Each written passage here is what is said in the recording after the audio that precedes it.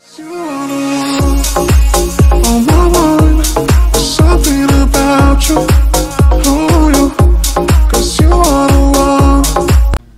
নেতা হব সিনেমার শুটিং নিয়ে শাকিব খান এখন ঢাকাতেই আছেন।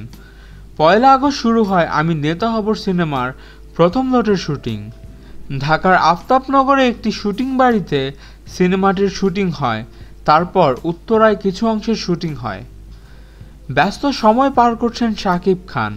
আমি নেতা হব ছাড়াও ডজন খানেক সিনেমায় চুক্তিবদ্ধ হয়েছেন শাকিব। কলকাতায় নাম ঠিক না হওয়া একটি সিনেমার কাজও করছেন তিনি।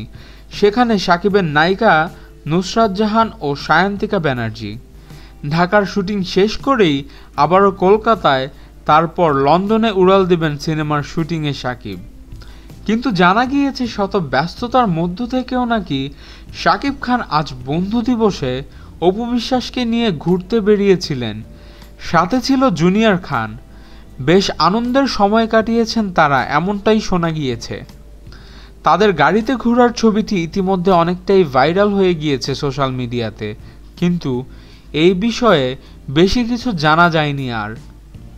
প্রসঙ্গত শাকিব বুবলি অভিনীত রংবাজ ও অহংকার সিনেমাটি মুক্তি পাচ্ছে এই ঈদুল আজহায়। আপনাদের মতামত কি এই বিষয়ে এখনই কমেন্টস করে জানান, এবং আমাদের ভিডিও ভালো লেগে থাকলে অবশ্যই চ্যানেল সাবস্ক্রাইব করতে ভুলবেন না। ভিডিওতে লাইক দিন, শেয়ার করুন। ধন্যবাদ।